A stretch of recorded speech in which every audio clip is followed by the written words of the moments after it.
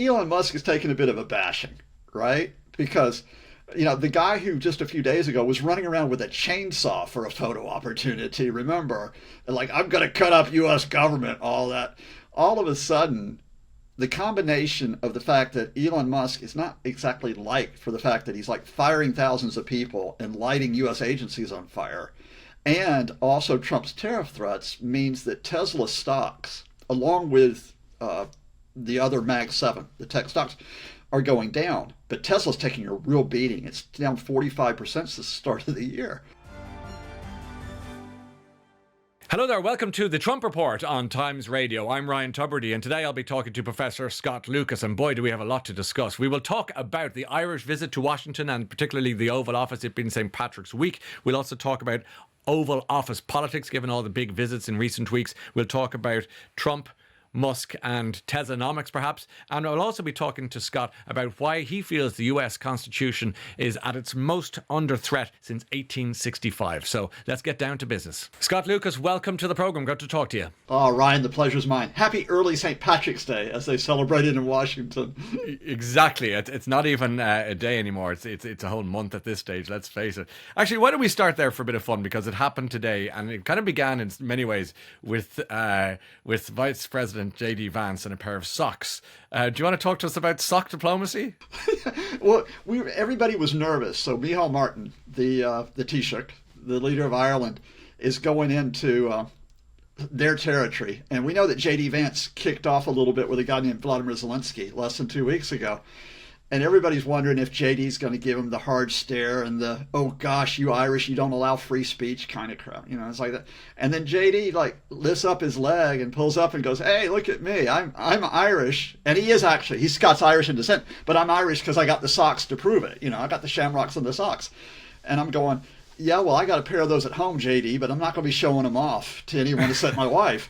And here he is showing them off to the leader of Ireland. And everybody actually exhaled at that point, I suspect, from the Irish Embassy and the Department of Foreign Affairs, because it's like JD's going to play nice. And that photo op went really, really well. JD didn't say, oh my gosh, you're a threat to democracy, as he did to Zelensky. And that was like stage one done. It was like, I guess, the warm-up act for what was then going to be the appearance with Trump. That's it. Isn't it like the entrance exam was passed and now time for the real deal? And that's the Oval Office. And you mentioned the Zelensky madness a couple of weeks ago. We don't need to go there necessarily, but what it did do was it told us what could happen when things go wrong in that hallowed office and that hallowed turf. So we'll stick with the Prime Minister of Ireland, the Taoiseach. Just for people who don't know, this shamrock ceremony happens every year around this time of year, St. Patrick's Day, our national day. Taoiseach gets invited, gets this unprecedented amount of time with the President of America, whoever he may be. It's always been a he to date. And today was Micheál Martin's turn, and everyone was very nervous because we didn't know which Trump was going to greet him. Yeah, and we don't know which advisors had been briefing Trump to give him setup lines. Something we could talk more about if you wanted. What we got was a little bit of both with Trump. So someone had briefed Trump on the idea that Ireland was ripping off the United States. Now, I think candidates for this would include possibly Stephen Miller, one of his top policy advisors. It definitely could have included the Commerce Secretary, Howard Lutnick, who is no big fan of Ireland and has used this ripped off line. What was interesting, the angle that they took on it, usually you hear it like, okay, low corporation tax in Ireland, right? So it's like the tech companies are all benefiting from that. Why is Ireland getting all this money? It was interesting that someone had briefed Trump to talk about the pharmaceutical companies. And pharma is big in Ireland. It is absolutely big, along with tech. It's like, the go-to in terms of why Ireland runs a very, very big surplus in terms of investment, foreign direct investment with the United States. Now, I got to emphasize, it's not a ripoff. It's not a ripoff in that these companies are not just U.S. companies, they're multinational companies, that the money that they make from their products, which they happen to make in Ireland, some of it goes to Ireland, some of it they repatriate back to their U.S. operations. But of course, that's not the way that Trump sees it. It's a win-lose proposition. So he brings this up, and you suspect Martin probably was briefed. It could have come, and what he just simply did was he turned on the Irish charm, like, would we rip you off? We're your friends. And then he turns it around and says, Ryanair, Ryanair, it's a great airline, and look at the planes that they use. They're all those Boeing planes that come from the United States, and look how much money you make off of that. And there you go. There's the transactional politician. And then it's fascinating what then happens, which is Trump does two things which are significant. And he did the same thing with the first one he did with Keir Starmer the other day. After he got the invitation from King Charles, which is like, yay, I've got an invitation. Now I like you. He says, well, Keir, you're a tough negotiator. He says to Micheal Martin, well, you drive a hard bargain. You're a tough negotiator. So like that's his tip off of approval. And then the second thing he started saying, which is brilliant, is, well, you Irish, I don't blame you. I blame the European Union, right? And it's like, he's like Ursula von der Leyen, she's not going to bring him a shamrock. He's teetotal, and she's not going to bring him a beer. So what can the EU give him, right? And Martin, he's going to go with that. He's going to let it slide. He's not going to kick back and say, well, we are part of the European Union. This is part of our club.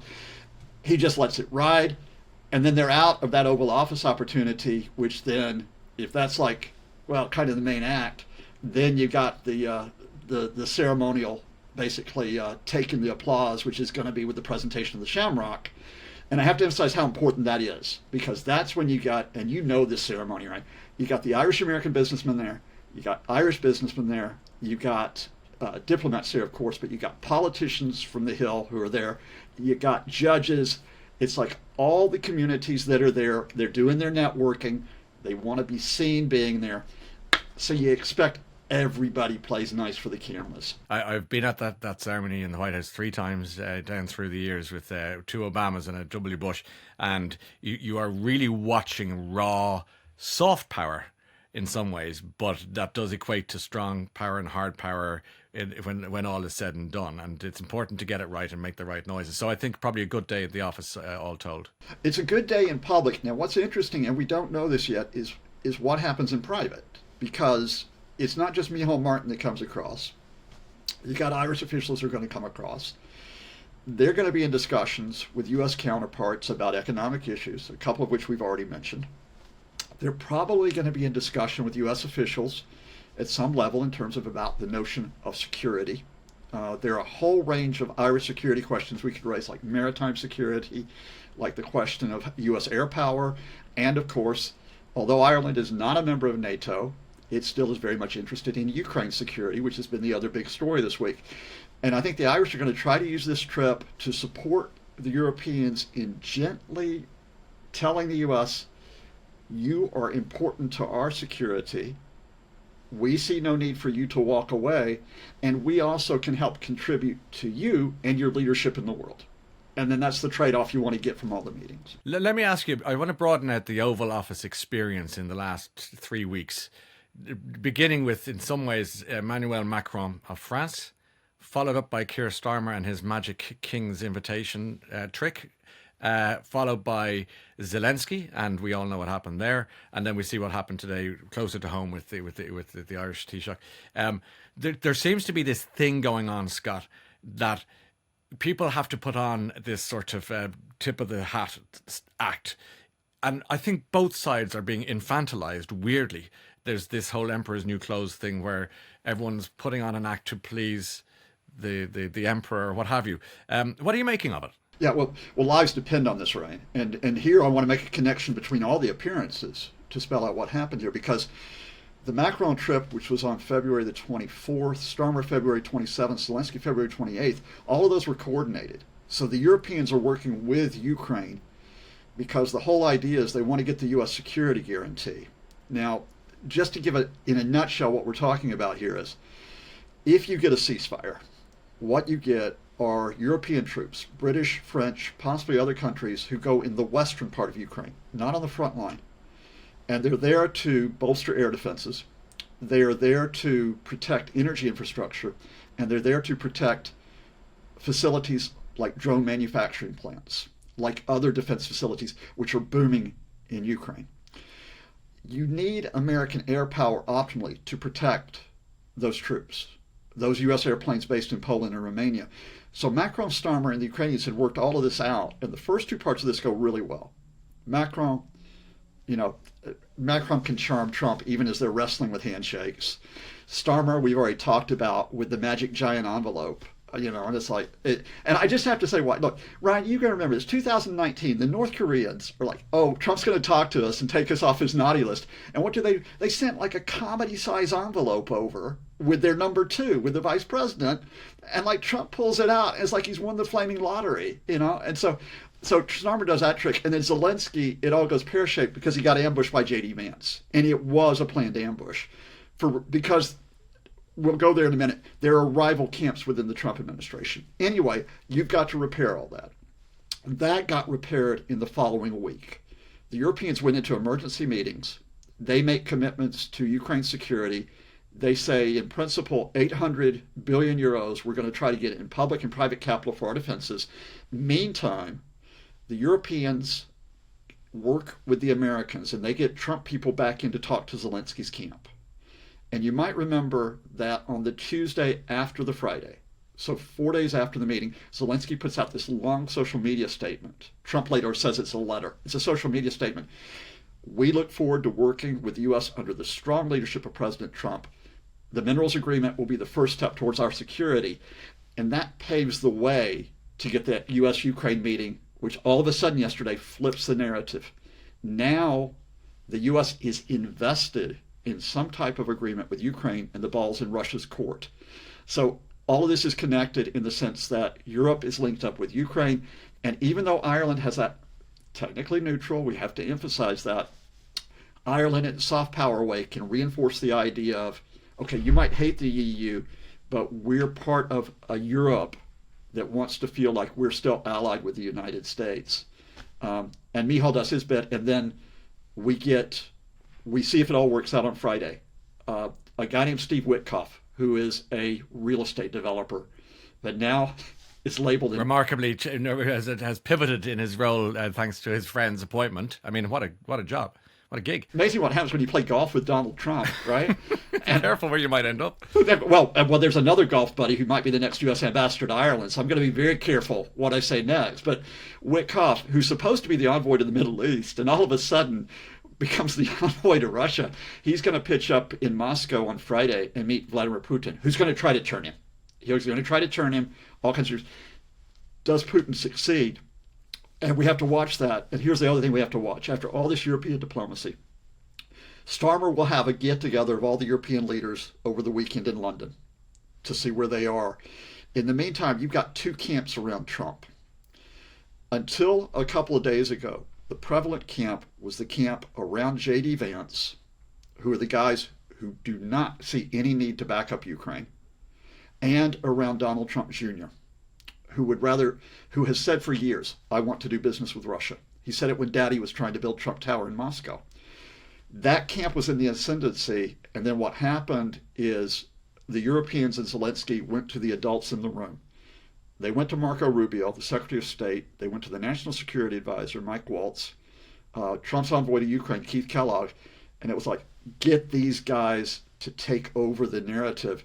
And, I'm not a big fan of the Trump administration, but that faction, they stepped up. They stepped up to the extent that at least we have a window of opportunity where Trump isn't siding with Vladimir against the Ukrainians. Is there a case to be put, Scott, for the argument that the nature of the vitriol and the acrimony in that infamous Oval Office meeting with Zelensky and Vance and Trump might have added to a certain sense of urgency, that, where I'm going with this, that awful and all as it was, it might have supercharged the moves towards some sort of cessation, as we used to say in the Northern Ireland Peace Agreement, because I hear a lot of the same language there, as you can appreciate. But and that until then, it was all a bit lethargic. Now, I'm going to say 2 things in respect to this, and you get to the nub of the question. The first is, remembering what happened to get the Good Friday Agreement in the 1990s.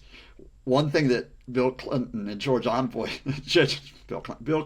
Mitchell never did was call Bertie Ahern basically like an IRA sympathizer. Get out of here, right? The guys handled it diplomatically.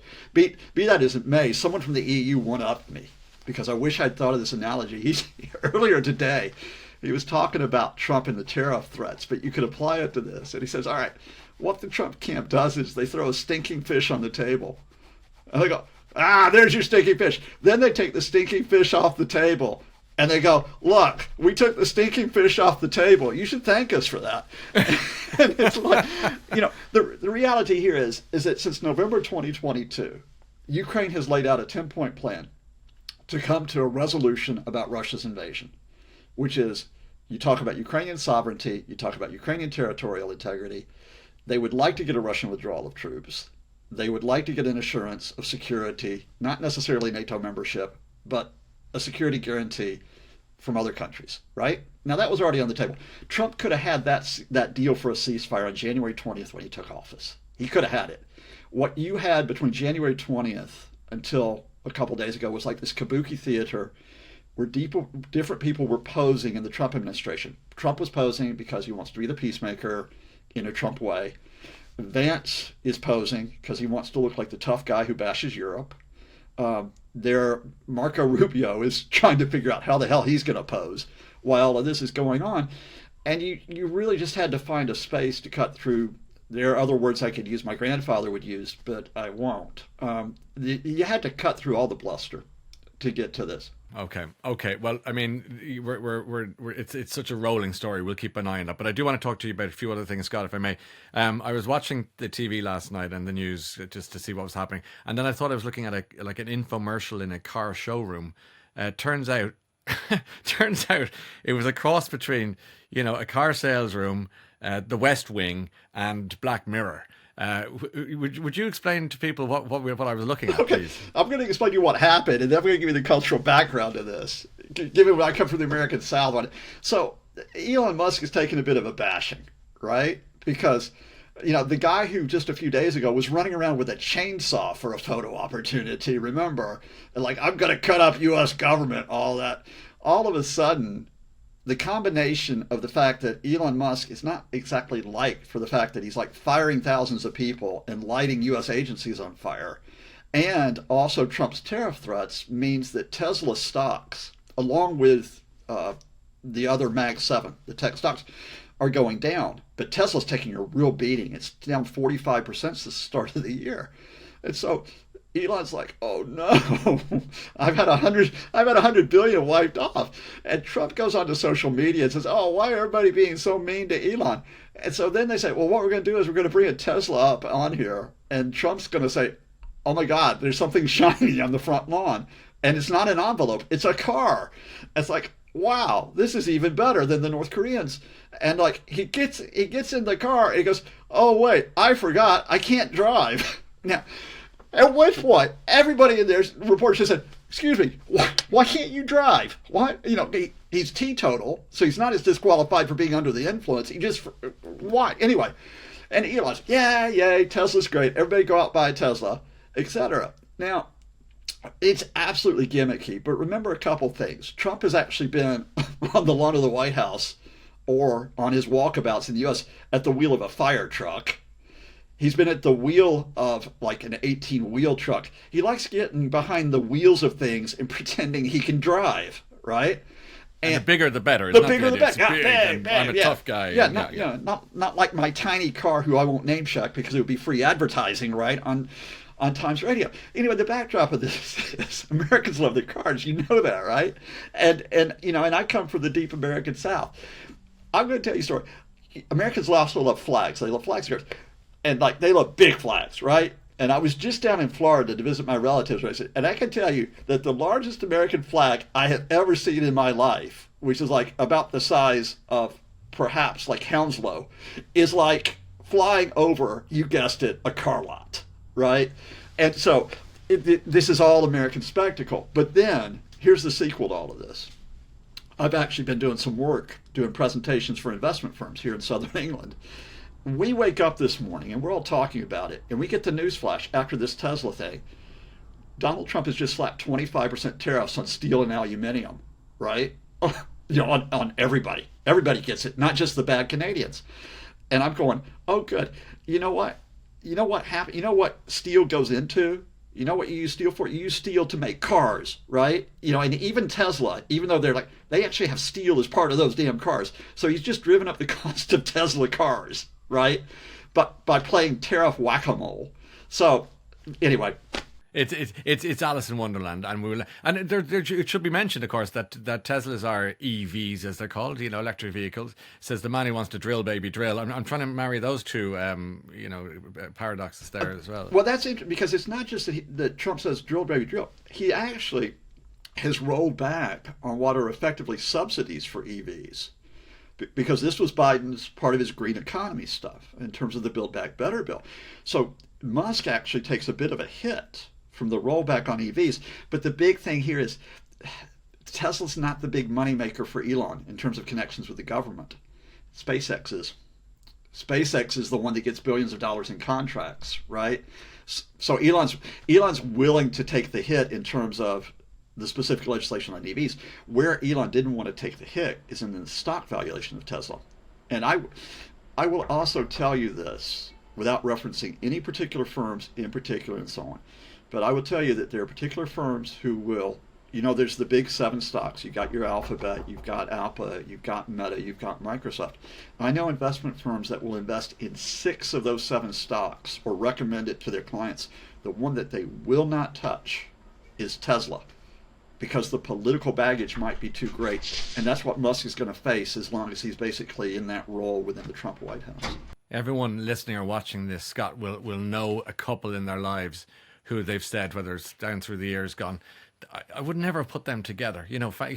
This very unlikely couple.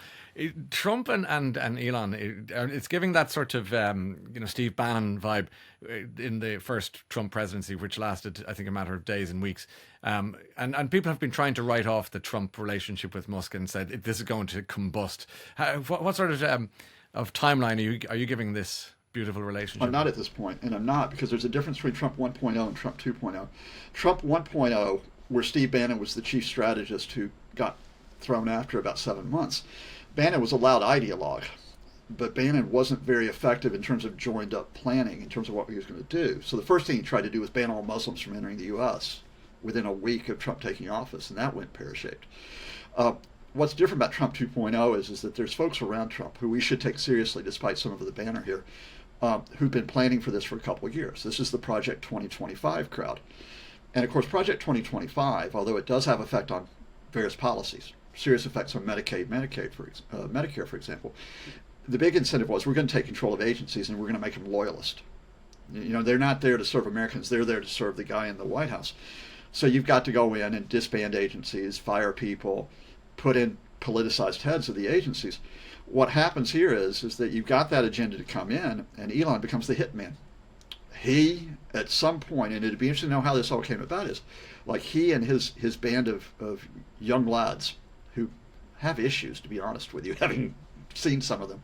These guys are going to come in and they're going to wreak holy hell on all these agencies, and they're going to do so without constitutional authority, without legal authority, without security clearance. And they have been able to do it because you've got heads of agencies that have been put in by Trump, exactly as Project 2025 plays out. And so as long as Musk plays that role, there will be times when there will be tension. So last week, everybody got a little bit cock-a-hoop because there was a cabinet meeting. The cabinet heads were complaining, only we should be allowed to hire and fire people, not Elon and his young lads. And Trump tapped Musk on the wrist and said, yeah, agency heads get to do the hiring and firing. But by and large, you have the advantage here that if anybody in the agencies was trying to effectively steal records, trying to fire people, they would have to be accountable to someone because they're officials. Musk is not a government official, so he has no accountability. So he's like the covert ops guy, except he's not covert at all. He gets to run around with that chainsaw. Well, last question, Scott. We'll let you go. As an American citizen, we're kind of mid-March, and President Trump hasn't been there that long in, as you call him, 2.0. Do you feel that your country, the Constitution, the Republic, is threatened or under attack from within, or do you think that's hysteria? It's the most serious threat since 1865, which is the end of the U.S. Civil War. I mean, point blank, and I've said it before. And I need to explain why, because I know everybody is going to compile in and comment on our social media feeds about that. Here's the point here is that you can disagree about policies. You can be a Democrat, Republican, right versus left, but the U.S. system, which has stood for 250 years almost, is one where you have institutions, where you have a rule of law, where you have checks and balances. And we all, from the time we're young, we're told we buy into that, right? It's not a perfect system. It's been flawed in many ways, both at home and abroad. But you have the rules of the game that take place. You have a group of people right now, not all of them in the Trump administration, but some of them, who don't recognize the authority of the courts if the courts rule against them. They'll call it lawfare. They don't recognize the authority of Congress if Congress happened to take a stand against them, which largely they aren't right now. They don't recognize the authority of agencies to operate autonomously or independently. They don't recognize, to be honest with you, even dissent, in the sense of dissent, which is done politely and respectfully. They don't recognize any of that. There's two words which have been put to it. I actually say I want to be autocracy. There was another long explanation which was given, and next time I come on and join you, and I hope I can, I'll remember to give the writer credit because the name escapes me. But it's a long explanation which goes back to the early 20th century, which is the notion of the idea of paternalism. This guy named Max Weber brought it up. And he said, look, he said, this isn't bureaucratic authoritarianism like in Germany in the 30s that we would have, right? Because these guys come in, and they're effectively friends and family who come in, and they just rip the bureaucracy apart. And then all that matters is, what can they take away from the system for themselves? What can they take away? And you'll hear this put nicely in that Donald Trump is a transactional politician, which he is, but Trump's not a win-win politician. Someone has to lose. And with regret, what happens here is the U.S. system as it gets ripped apart, and it won't be able to function. This isn't a question of waste. This is a question of basic services. When it can no longer function, it will be the American people, including his own supporters, who lose. When you can no longer get Medicare and Medicaid effectively, when you can no longer get grants for education, when you can no longer get clean water or clean air because the environmental programs are gutted, you will lose. It's just a question of a race against time. Do Trump and chainsaw Elon rip apart the system first, or does the reality of the economic damage come back and bite them before they're able to get all the way to their end point of destruction? What an extraordinary answer, and what a rolling story. I cannot wait for our next conversation, even though we haven't just about finished this one, because I have about 10 more questions. But let's do this more often, Scott. I really enjoyed chatting with you today. Thanks for your time. Cheers. Enjoy it next Monday. I'll raise a pint to you, all right?